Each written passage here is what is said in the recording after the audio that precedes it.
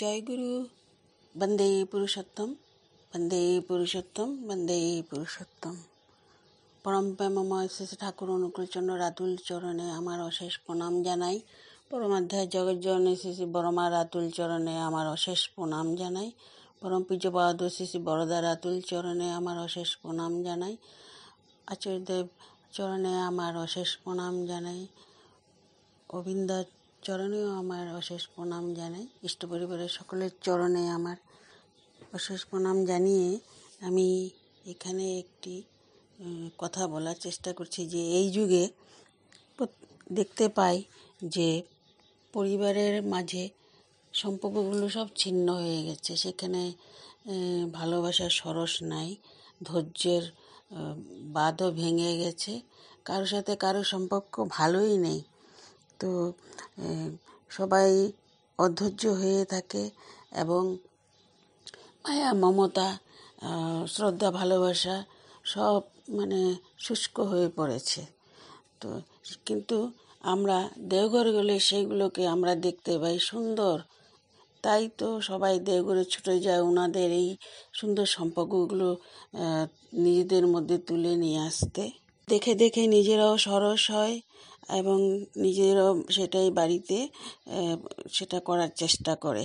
আলোচনাতে পড়েছিলাম ডক্টর হেমন্ত কুমার নায়ক জ্যৈষ্ঠ মাস 1430 জুন 2023 উনি বলছিলেন যে পূজ্যপাদ অবিন্দা একদিন বলছিলেন, প্রথম যখন আমি মানুষের সাথে মেলামেশা শুরু করি তাদের তখন দুঃখ যন্ত্রণা আমাকে খুব বেদনা দিত।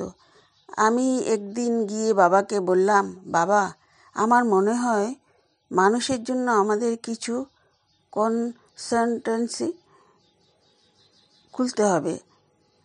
আমাদের অনেক গুরুভাইদের বড় বড় ফ্যাক্টরি আছে, দুস্থদের আমরা সেখানে যোগাযোগ করিয়ে দিতে পারি, তাদের কর্মসংস্থান হবে।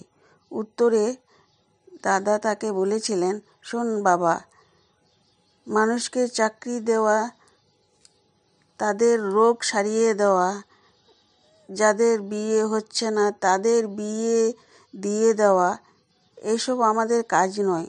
বিপদের মধ্যে পড়ে মানুষ যে নিজেকে আত্মবিশ্বাসটা হারিয়ে ফেলে, এই হারিয়ে ফেলা আত্মবিশ্বাসকে খুঁজে দেওয়াই আমাদের কাজ, যাতে সে সেই অবস্থার মধ্যেও উঠে দাঁড়িয়ে লড়াই করার শক্তি পায়। এই যে একটা বিপদকে সে অতিক্রম করবে, পরবর্তীকালে আবার সেরকম বিপদ হলে সেই বিপদকে অতিক্রম করার শক্তি সে পাবে, তখন সারা জীবনের জন্য সমর্থ হয়ে উঠবে। আর যদি আমরা সাহায্য করি তাহলে পরের বার বিপদে পড়ে আবার তারা তোমার কাছে এসে দাঁড়াবে। নিজের বিপদের সাথে নিজেই লড়াই করার শক্তি সে পাবে না। অবিন্দাদা আমাদের বললেন, বাবা এই কথা বলে আমার মনের কত বড় একটা ভার যে লাঘব করলেন, ভাষায় সে কথা আমি ব্যক্ত করতে পারবো না। আচার্য পরম্পরায় পিতা পুত্রের এই শাশ্বত লীলা প্রত্যক্ষ করলেও সত্তা নির্মল হয়। একবার জল খেতে গিয়ে বাবার ফতুয়াতে একটু জল পড়ে যায়। দাদা যে তৎক্ষণাৎ তৎপরতায় সেই জামাটি খুলে নিয়ে গিয়ে আয়রন করে শুকিয়ে নিয়ে এসে আবার বাবাকে পরিয়ে দিলেন। তা চেয়ে দেখার মতো। তিনি ইচ্ছে করলে যে কোনো সেবক দিয়ে সেই কাজটি করাতে পারতেন, সেও আনন্দের সাথে করে দিত।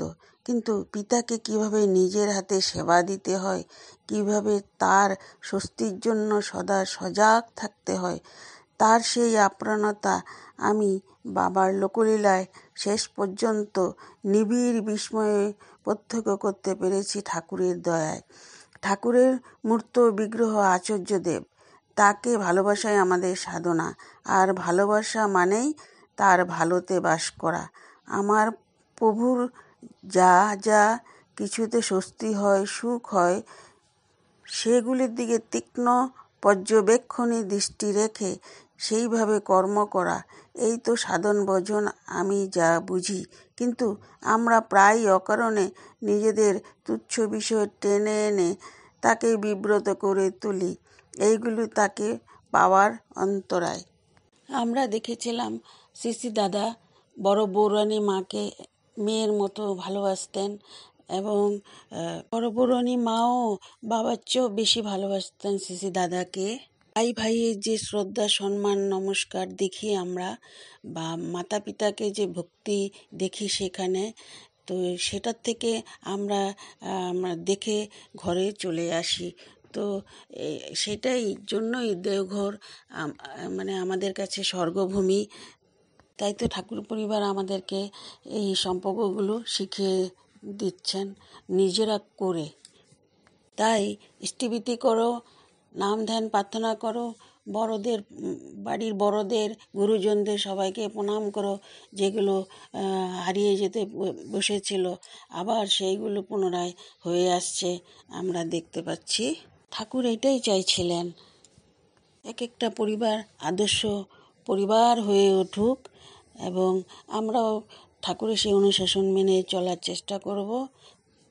সবাই ভালো থাকুন, সুস্থ থাকুন, ইষ্টস্থল সবারই জীবন হোক, ঠাকুরকে মাথায় নিয়ে চলতে থাকি আমরা সবাই, আর ডিপি কাজগুলোও করতে থাকি, সেটা সবারই মঙ্গল।